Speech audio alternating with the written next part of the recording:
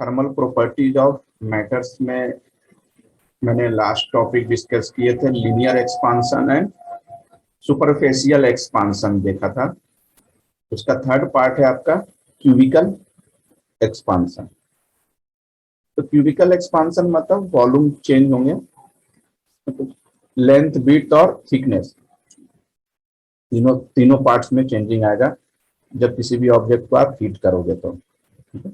Length भी change होगा, width भी चेंज होगा, थिकनेस। मान लिया कि V1 है वॉल्यूम T1 डिग्री सेल्सियस पे एंड V2 हो गया आपका T2 डिग्री सेल्सियस पे। तो वॉल्यूमेट्रिक एक्सपांशन में या क्यूबिकल एक्सपांशन जो भी बोले, इसमें वॉल्यूम इंक्रीज करता है।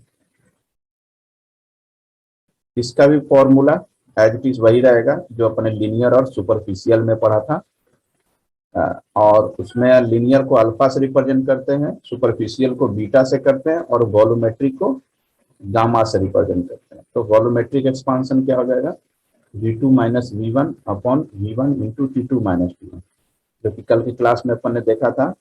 अल्फा क्या था आपका, L2 minus L1 upon L1 T2 minus T1, और बीटा था आपका A2 minus A1 upon A1 T2 minus T1। ठीक है, तो वॉल्यूमेट्रिक भी इस तरह से हो जाएगा, V2 minus V1 upon V1 T2 minus T1, that is change in volume upon volume into change in temperature. SI unit जो अल्फा का था, बीटा का था, गामा का भी आपका एसआई यूनिट वही रहेगा, पर केल्विन, और सीजीएस यूनिट पर degree Celsius. Dimension formula will also same both, जैसा कल था अल्फा बीटा गामा का भी आपका वही डायमेंशन फॉर्मूला हो जाएगा। तो formula final volume V2 equal to V1 1 plus gamma T2 minus T1, जैसे कल देखा था। लीनियर एक्सपांशन के केस में क्या था आपका, L2 equal to L1 1 plus alpha T2 minus T1, और सुपरफिशियल में क्या था आपका A2 equal to A1 1 plus beta T2 minus T1, और वॉल्यूमेट्रिक में हो जाएगा।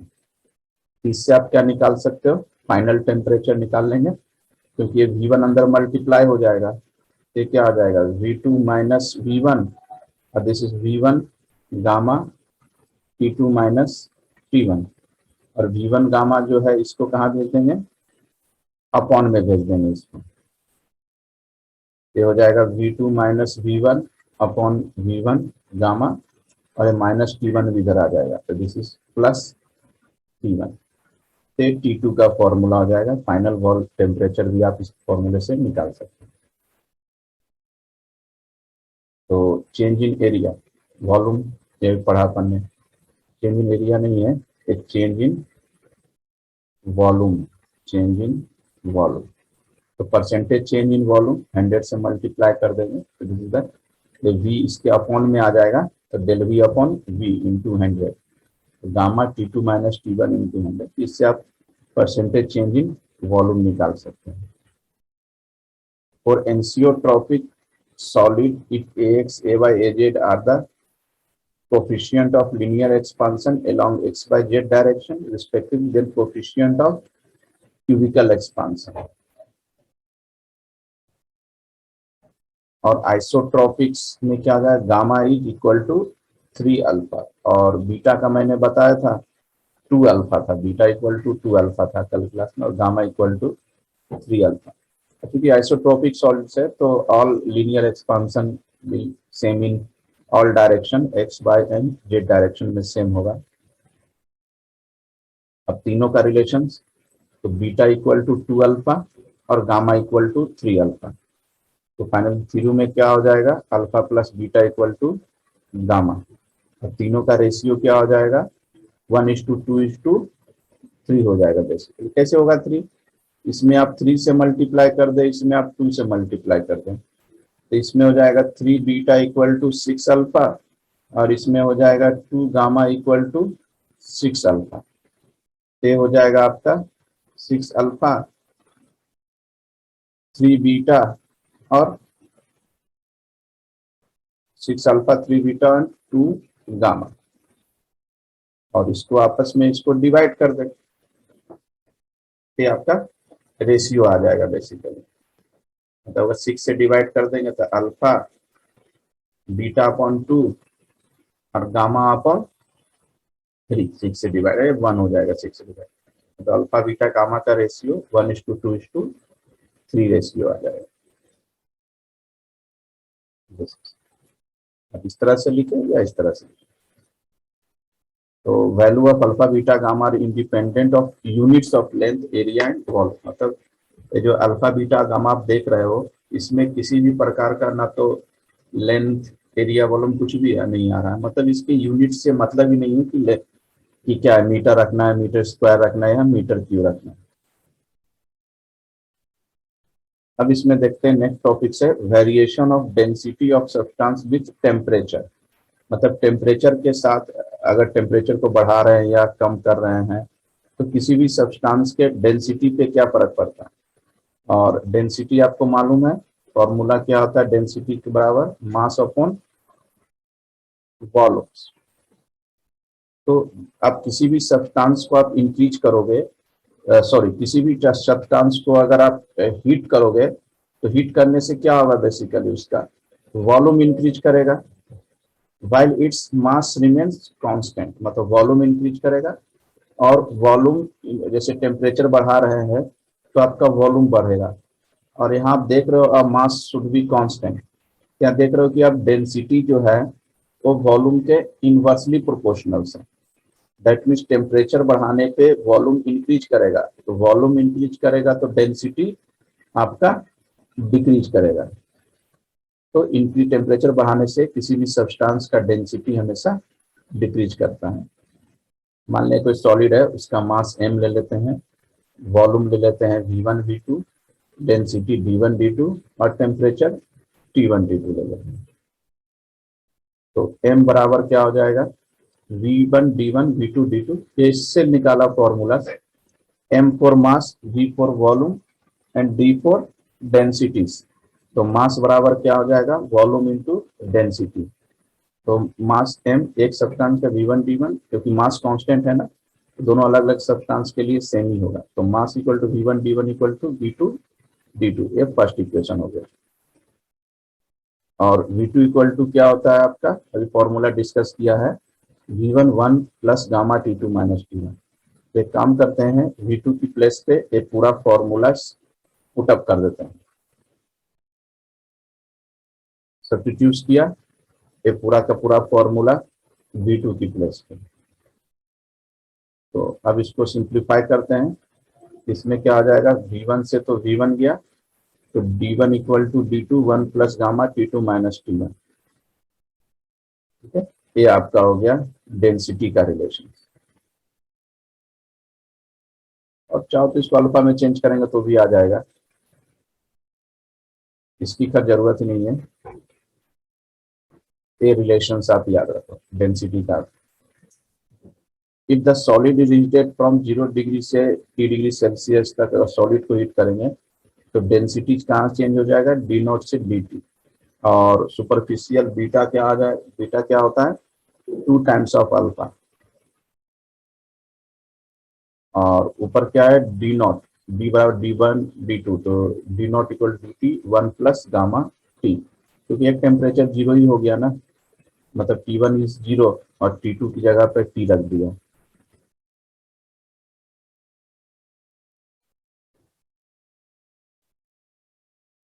क्या होगा इसका answer, cubical expansion of solid का सीजीएस यूनिट क्या होता है,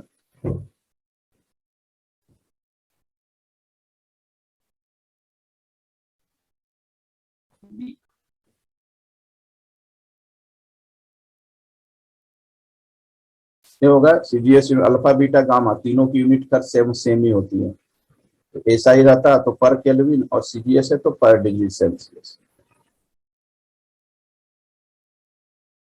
dimension formula of gamma volumetric expansion, तो डायमेंशन फॉर्मूला भी सभी का सेम ही है, इसमें ऑप्शन हो जाएगा दिस बी k-1।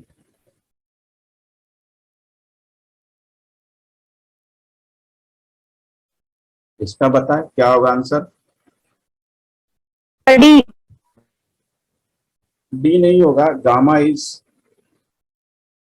3 टाइम्स हो जाएगा, सी हो जाएगा, 3 टाइम्स ऑफ अल्फा, अभी तो डिस्कस किया।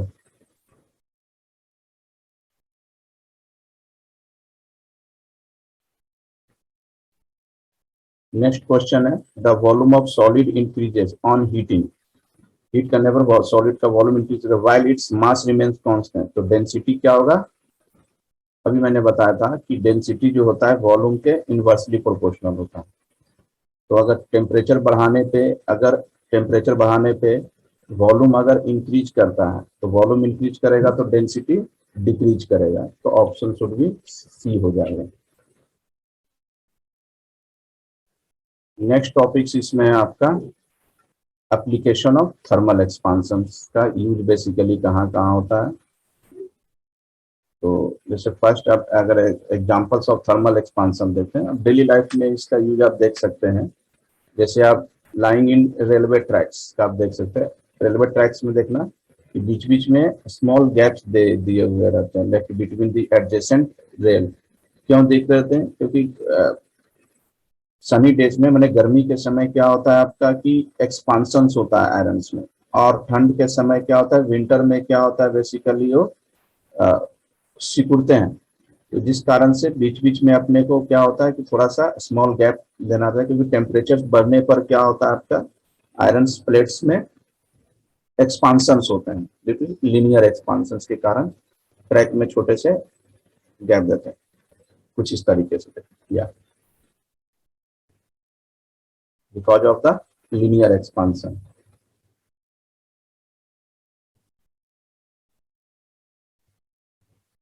ओवल शेप बोल्ट लगा के ताकि gap are left along the length of the cement rod to allow for expansion during summer। देखना कि जितने भी सीमेंटेड रोड्स है तो सीमेंटेड रोड में भी आपका कुछ पार्टीशंस के बाद छोटा वन में लाइनिंग ड्रा कर देते हैं, मतलब गैपिंग उसमें दे देते हैं, सीमेंटेड रोड में भी ऐसा ही करते हैं। And to fix iron tyre into the wooden rim of the cart wheel पे भी iron tyre is heated so that it slip into the wooden rims। On pulling the iron tire contract and grip the filing, मतलब जो wooden wheels जो होते हैं basically उसमें जो iron tyres अपने को फिट करना रहता है, तो बेसिकली उसको हीट करके आप उसको फिट या आप उसको वुडन रिंग से आप निकाल सकते हैं। And platinum wires are fused into glass without any risk of the crack developing since the coefficient of linear expansion of platinum and glass are the same। Platinum wire जब अपन fuse में लगाते हैं तो उस glass into the glass fuse wires में लगाते हैं तो उसमें अपने को गैपिंग देने की जरूरत नहीं पड़ती है। क्यों, क्योंकि ग्लास और प्लेटिनियम वायर दोनों की लीनियर एक्सपांशन सेम हो गए, कुछ इस तरीके से। देखना हॉट डे में जो वायर जो होते हैं थोड़ा झूल जाते हैं, डाउन हो जाते हैं, और कोल्ड डे में पूरा टाइट होता है due to the linear expansion. Wire between two electric poles are loosely stretched to allow to contract during the winter season। Cold days में विंटर सीजन में टाइट होते हैं, थोड़ा सा उसको लूज करके ही रखते हैं। The expansion of steel is equal to that of the concrete for same rise in temperature। Hence steel and concrete are used in the construction of buildings, है ना। इसलिए बड़े बड़े बिल्डिंग जब बनाते हैं तो बिल्डिंग की कंस्ट्रक्शंस में स्टील यूज करते हैं। क्यों, क्योंकि स्टील और कंक्रीट दोनों का थर्मल एक्सपांशन सेम होता है। When hot water is taken in glass tumbler, it breaks due to uneven expansion। कभी कभार हॉट वाटर अगर ग्लास टम्बलर में रखो तो क्या होता है, ब्रेक हो जाते हैं, मैंने क्रैक पड़ जाए। क्यों क्रैक पड़ जाएगा, क्योंकि वो ड्यू टू अनइवन एक्सपांशन, एक प्रीवियस क्लास में भी बताया था। And when cold water drop falls on the hot chimney it breaks due to uneven content. अब जैसे बड़े बड़े इंडस्ट्रीज में जो चिमनी रहते हैं, हॉट चिमनी रहते हैं, अगर उस पर बहुत ज्यादा कोल्ड वाटर अगर फॉल्स कर तो चिमनी भी आपका ब्रेक होने के चांसेस रहते हैं। बताएं क्या होगा इसका आंसर।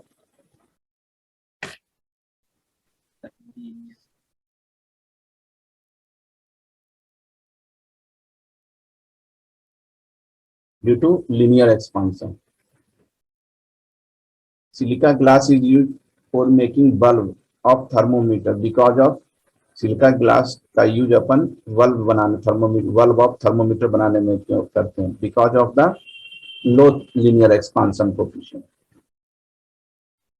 अब देखते हैं इसमें bimetallic strip, measuring tape and pendulum clock. तो बायमेटालिक स्ट्रिप मतलब दो मेटल्स के ज्वाइंट करके आप बनाओगे। तो two strip made of two different metal with different coefficient of expansion, दोनों को ज्वाइंट कर देंगे।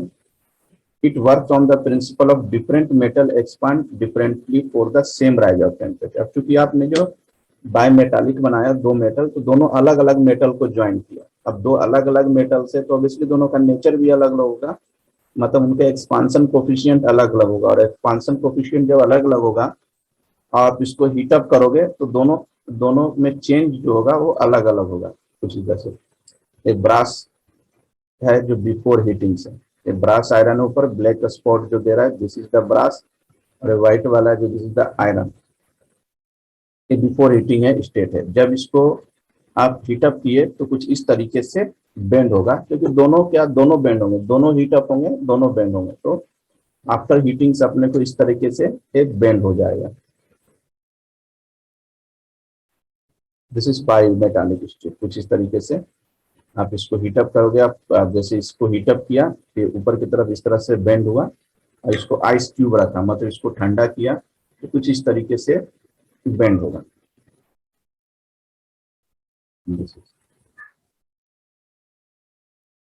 तो अब जैसे ज्वाइंट्स हैं, इलेक्ट्रिक कॉन्टैक्ट्स है, इसको हटाना है कॉन्टैक्ट को। कॉन्टैक्ट को हटाने के लिए क्या करेंगे, ये जो केबल्स है इसको आप हीटअप करना शुरू कर दो। तो जैसे ही हीटअप करोगे तो ऊपर की तरफ क्या होगा, एक्सपांड होगा, तो इससे कॉन्टैक्ट लूज हो जाएगा। तो इससे आप इस तरह से अलग कर सकते हो। Bimetallic strip is made by riveting two metal strip, usually one of its brass and other is steel. तो बायमेटालिक में जनरली जो दोनों मेटल्स जो लेते हैं, एक ब्रास का मेटल लेते हैं और दूसरा मेटल जो आप सिलेक्ट करोगे वो स्टील का सिलेक्ट करोगे। अब इसका यूजेज कहाँ होता है, to continuous recording of temperature, तो कंटिन्यूअस रिकॉर्डिंग के लिए करते हैं। Second, as a thermostat to control the temperature of body, के टेम्परेचर को कंट्रोल करने के लिए जो थर्मोस्टेट यूज करते हैं, जैसे रेफ्रिजरेटर या आयरन बॉक्स में यूज होता है। Use as a fire alarm इसका यूज करते हैं, जैसे जैसे ही कहीं आग पकड़ा तो अलार्म बजना शुरू हो जाएगा। अब bimetallic strip is use in circuit of and fire alarm के सर्किट्स में बायमेटालिक देख रहे हो यहाँ पर, एक यहाँ पर बायमेटालिक अलग मेटल से और ये अलग मेटल से बायमेटालिक स्ट्रिप। जैसे ही कॉन्टेक्ट में आएगा, मतलब फायर के कारण क्या होगा कि जैसे इस तरह से है तो ये थोड़ा एक्सपांड हो जाए, कुछ इस तरीके से हो जाएगा। जैसे ऊपर की तरफ होगा तो ये आपस में क्या हो जाएगा, कॉन्टेक्ट में टच हो जाएगा। टच हो जाएगा तो ये अलार्म आपका बजना शुरू हो जाएगा। This steel brass. तो when bimetallic strip is heated, brass expand more than steel. तो बायमेटालिक्स में भी क्या यूज कर रहे हैं, ब्रास यूज कर रहे हैं, एक स्टील यूज कर रहे हैं। इसमें क्या ब्रास ज्यादा एक्सपांड होगा स्टील के कंपेरिजन में, so that bimetallic strip bends with the brass on the outer side. इसलिए हमेशा जब बायमेटालिक स्ट्रिप रखते हैं तो ब्रास को हमेशा आउटर साइड रखेंगे, यानी हाइयर टेम्परेचर के साइड ब्रास को रखेंगे और लोअर टेम्परेचर की साइड आप स्टील को रखेंगे। क्योंकि ब्रास की एक्सपांशन कोफिशिएंट ज्यादा होती है तो ब्रास ज्यादा एक्सपांशन होगा स्टील के कंपेरिजन में। When bimetallic strip is cooled, अब बायमेटालिक को अगर कूल करोगे तो जस्ट इसका उल्टा, जब बायमेटालिक को हीट किया तो हाई टेम्परेचर को ब्रास के साइड रखना पड़ेगा, और जब इसको आप कूल करोगे, ठंडा करोगे, तो लो टेम्परेचर के साइड आपको ब्रास को रखना पड़ेगा।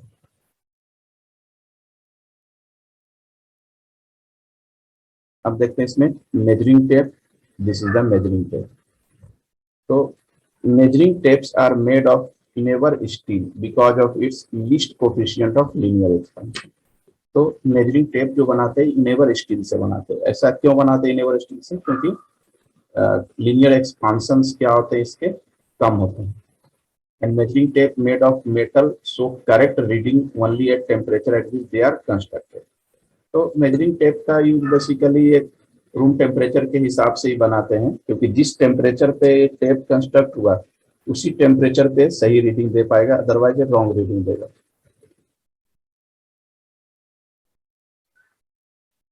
A metal tape is graduated at T1 degree Celsius per rata. If the measurement is taken at temperature T2 पे measurement करना और T1 पे बनाया, then the distance between the division changes due to the linear expansion.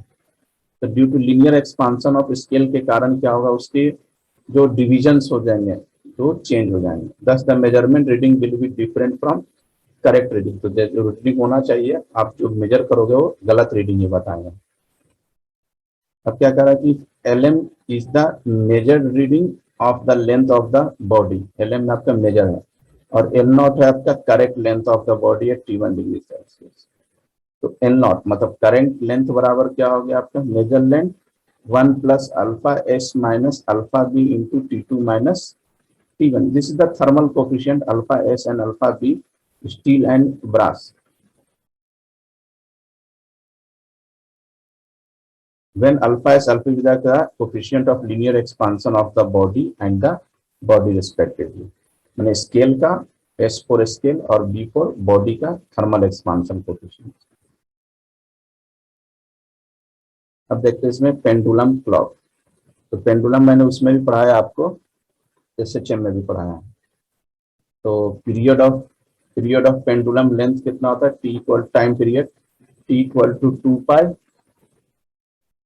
Under root L by G। तो pendulum clock generally moves fast in winter and slow in summer. Why? ऐसा क्यों होता है कि पेंडुलम क्लॉक जो होता है कि विंटर में फास्ट मूव करेगा जबकि समर में स्लो मूव करेगा। ठीक है, in summer length of pendulum, क्योंकि समर में क्या होता है कि आपका टेम्परेचर ज्यादा होते हैं। अब टेम्परेचर ज्यादा होगा तो summer length of pendulum increases so that it's time period increases and it makes less number of oscillation than the required oscillations per day। मतलब समर में क्या होता है, टेम्परेचर ज्यादा होता है। टेम्परेचर ज्यादा होता है तो पेंडुलम की लेंथ इंक्रीज कर जाएगी। पेंडुलम की लेंथ इंक्रीज कर जाएगी तो टाइम पीरियड इंक्रीज करेगा। टाइम पीरियड इंक्रीज करेगा मतलब it makes less number of oscillation. Come oscillations में ही ज्यादा टाइम हो जाएगा। Is required oscillation per day. Hence the pendulum clock loses time and runs slow. And in winter season में क्या होता है कि टेम्परेचर कम होता है, टेम्परेचर डिक्रीज होते हैं, तो पेंडुलम का लेंथ क्या होगा, थोड़ा डिक्रीज करेगा। अब डिक्रीज करेगा तो so that it's time period भी डिक्रीज कर जाएगा। टाइम पीरियड डिक्रीज कर जाएगा तो ज्यादा ऑसिलेशंस होंगे आपके पर डे के हिसाब से। इसलिए विंटर में पेंडुलम क्लॉक क्या होता है कि फास्ट मूविंग करता है और आपका समर में स्लो मूविंग करता है।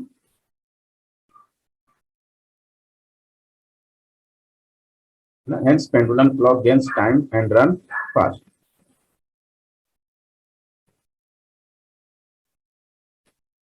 तो the fraction change in time period में क्या होगा आपका T2 minus T1 upon T1 equal to 1/2 alpha del theta. तो लूज और gain in time per day कितना टाइम लूज और गेन होता है 1/2 इंटू अल्फा डेल टी और 86400। अब एक मतलब क्या होगा, एक 2 से डिवाइड हो गया तो 43,200 is directly proportional to the change in temperature, change in time second. तो परसेंटेज टाइम लॉस गेन कितना हो जाएगा 1/2 अल्फा डेल टी इंटू 100। तो pendulum clocks are made of invar steel because of its least coefficient of linear expansion के कारण भी pendulum clocks को अपन इनेवर steel से बनाते हैं।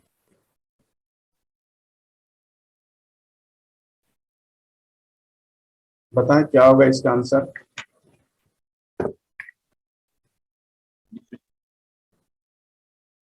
This is different. Bimetallic strip works on the principle of different expansion of different metal.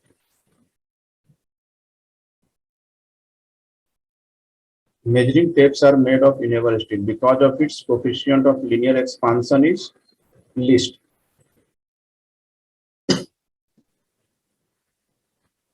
Enamel steel is used to pendulum clock में use करते because of its low linear coefficient of expansion.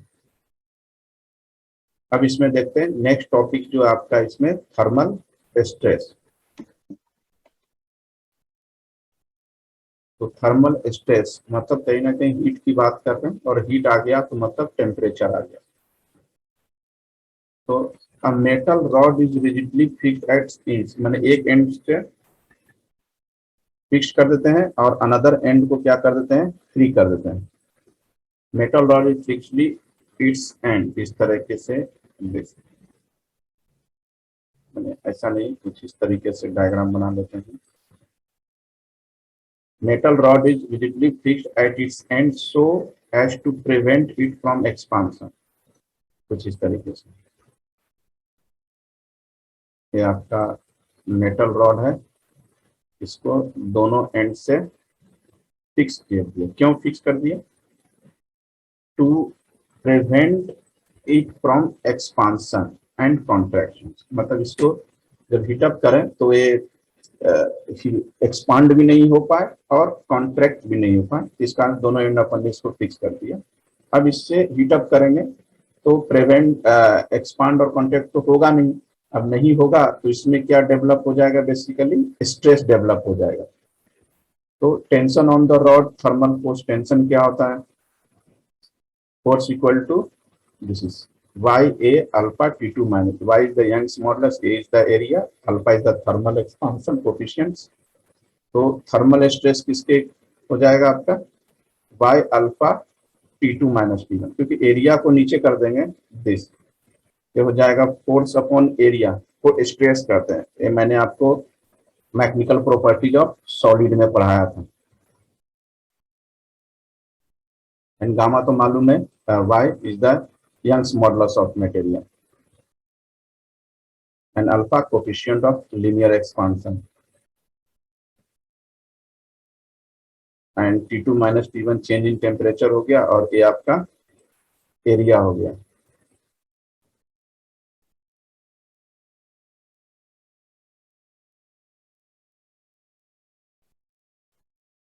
देखो for same rise in temperature, अगर temperature का rise same हो तो thermal stress भी क्या होगा आपका, सेम होगा अलग अलग रॉड के लिए। तो क्या हो जाएगा y1 अल्फा 1 और इक्वल टू y2 अल्फा 2, अगर सेम राइज इन टेम्परेचर हो अलग अलग मटेरियल का। If a cube of coefficient of cubicle expansion gamma, जो भी मैंने डिस्कस किए थे, अगर हीट करोगे then the pressure to be applied to prevent its expansion is given by, इसको प्रिवेंट, इसको एक्सपांशन को रोकने के लिए क्या प्रेशर अप्लाई होगा आपका, P इक्वल टू के गामा T2 माइनस T। तो P इक्वल टू क्या हो जाएगा 3K alpha T2 minus T1 हो जाएगा प्रेशर, और के मालूम है आपको work modulus and T2 rise in temperature and alpha coefficient of linear expansion हो जाएगा।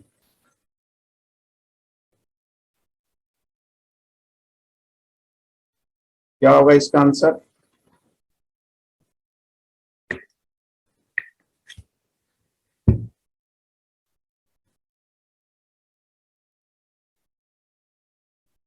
minimum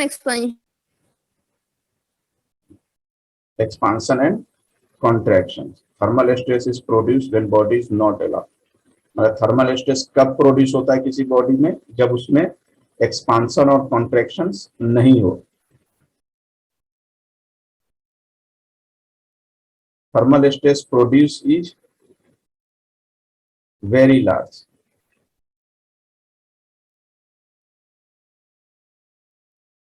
ये बता thermal stress will not depend on